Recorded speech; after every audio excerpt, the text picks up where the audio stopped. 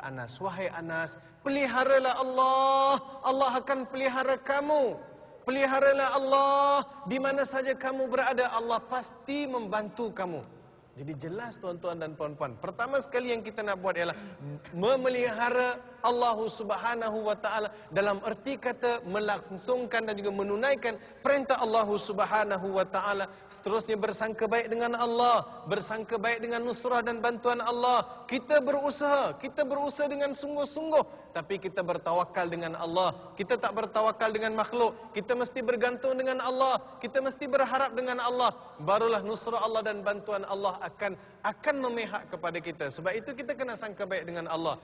Apa yang Allah Subhanahu wa taala sebut tuan-tuan, fa idza azamta fatawakkal 'ala Allah. Apabila kamu berazam, hendaklah kamu bertawakal kepada Allah. Bertawakal maksudnya menyerahkan sebulat-bulatnya tuan-tuan kepada pengharapan kita terhadap Allah Subhanahu wa taala. Yang keduanya tuan-tuan, jaga Al-Quran, baca Al-Quran, fahami makna dia, cuba hayati makna dia, kemudian laksanakan dalam kehidupan kita. Yang ketiganya pula tuan-tuan, jaga sunnah Nabi dalam kehidupan kita. Nabi dah bersabda, taraktu fikum amrain, ma in tamassaktum bihima lan tadhillu abada, kitab Allah wa sunnat rasuli. Yang bermaksud, aku telah tinggalkan kepada kalian dua perkara, selagi mana kalian berpegang kepada kedua-duanya, kalian tidak akan sesat. Apa dia? Al-Quran dan juga sunnah Rasulullah sallallahu alaihi wasallam. Jadi tuan-tuan, para penonton dirahmati oleh Allah Subhanahu wa taala, inilah di antara tips. Kalau dapat kita sematkan dalam kehidupan kita, insya-Allah cabaran dapat kita hadapi. Wallahu a'lam. Itu di antara perkara yang telah dibekalkan kepada kita, dan Ustaz Farid pergi kepada yang paling asas dan paling pokok. Dr. Syarifah, mungkin doktor boleh tambah sikit, khususnya pada ni ramai orang perempuan datang ni. Walau di mana orang perempuan ni kan, mungkin dari kacamata orang perempuan, kadang orang perempuan ni dia minta excuse. Ustaz tak faham kita ni, kata dia. Kita orang perempuan, kerja banyak, kain banyak nak basuh, kata dia kan. Jadi seolah benda ni jadi penghalang untuk dia berdepan dengan cabaran ni. Mungkin doktor ada pandangan. Kita perlu ingat bahawa jangan berada dalam zon selesa sentiasanya. Dengan arti kata, betul lah, aku memang dah Islam. Anak-anak aku okey apa? Depan aku okey, belakang aku lagi aku rasa okey. Kadang-kadang kita rasa macam tu. Tetapi kita fikir ke hadapan, kita fikir jauh. Jadi bila kita nak fikir jauh, kita tak nak berada dalam zon selesa, mengingat kepada zuriat kita, masa depan masyarakat, kita perlulah ada beberapa perkara yang saya rasa pertama sekali. Orang perempuan pun sama, Ustaz. Iaitu pertama sekali perlu ada mujahadah. Kena boleh berjihad. Maknanya buat sesuatu secara bersungguh-sungguh, sanggup bersusah, sanggup berkorban, sanggup tinggalkan. Kalau kita orang perempuan, saya tengok TV je, anakku bukan anakku, episod ke-36, tak habis-habis lagi. Yang ngaji tak tahu mana, dapur tak berasap, katil lintang pukang, ketepikan dulu, korban. Kalau yang kaki tidur pagi, tidur petang, tidur malam, tidur, korban. Turu tak jadi, Ustaz. Betul kemudian korbankan poya-poya kita. Banyak nak berpoya ni, banyak nak buang duit ni, banyak nak lepak ni. Pergilah cari perkara-perkara yang boleh memanfaatkan. Sibukkan diri kita dengan perkara itu. Anak-anak muda yang volunteer ke masjidnya, yang buat programnya, ini konsep mujahadah yang nak kena ada dalam diri kita. Kita kata tak apa, aku korban sikit, nanti natijahnya besar. Innallaha yuhibbul muhsinin. Allah suka orang buat baik. Ingat, Allah suka orang buat baik. Tak cukup betul? Tak cukup. Faman ya'mal mithqala dzarratin khairan yarah. Faman ya'mal mithqala dzarratin syarran yarah. Sikit kau korban, sikit kau buat, aku nampak, kata Allah. Begitu juga sebaliknya. Itu mujahadah tu kena ada lah. Orang hebat-hebat, bangsa maju-maju, dia kerja gila-gila lah.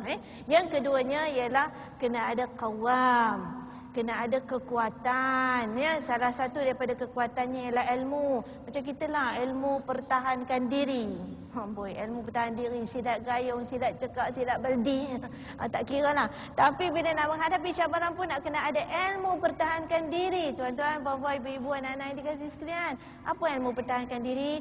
Asas, macam yang Ustaz dah sebut tadi, kena tahulah kalau dalam Islam, apa yang boleh, apa yang tak boleh, apa yang halal, apa yang haram. Janganlah pegang sikit-sikit, okey apa. Minum sikit-sikit tak apa-apa. Ulur sikit-sikit tak apa-apa. Bukan banyak, kata dia kan.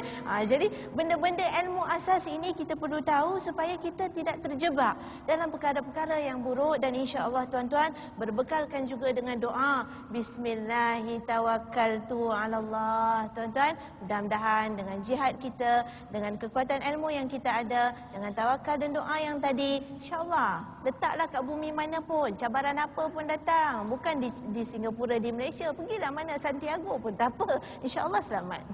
Terima kasih doktor. Itu dia pandangan dan juga tips perkara yang telah dipersiapkan oleh panel-panel kita kepada kita untuk memastikan ketahanan yang ada ini dapat kita berdepan dengan apa juga cabaran. Tapi Ustaz Tengku ni kadang-kadang lah orang kata, kita dah beri segala-gala dah beri, mak bapak dah mendidik, cikgu dah mengajar, pemimpin pun dah beri hala tuju.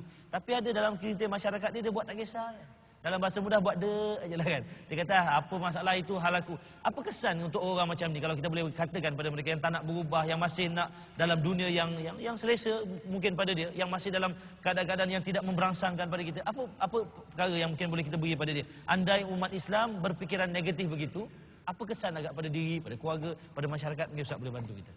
Macam inilah saya pada dulu Ustaz, saya tak boleh berubah. Yang suami pun tengking-tengking isteri, sepak terajang. Macam inilah Ustaz, saya tak boleh berubah. Sebenarnya kata tak boleh berubah ini adalah satu kata yang salah. Kerana semua perkara dalam dunia semua berubah.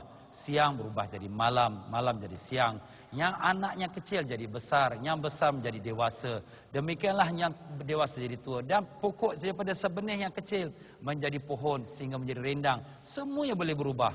Dan bahkan haiwan-haiwan yang liar, seperti kita lihat kuda yang liar, yang tak boleh membenarkan siapa saja duduk atasnya.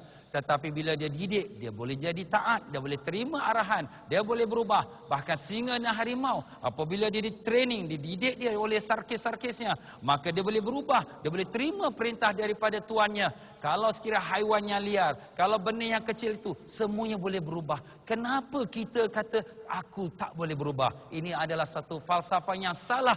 Bahkan itu adalah bisikan syaitan yang masuk dalam hati insan itu untuk supaya dia tidak berubah. Maka dalam arti kata yang lain, kalau dia masih meneruskan dengan perbuatan sifatnya itu, maka bimbangnya bukan saja dia tidak berubah, sebenarnya dia berubah kepada yang lebih jahat.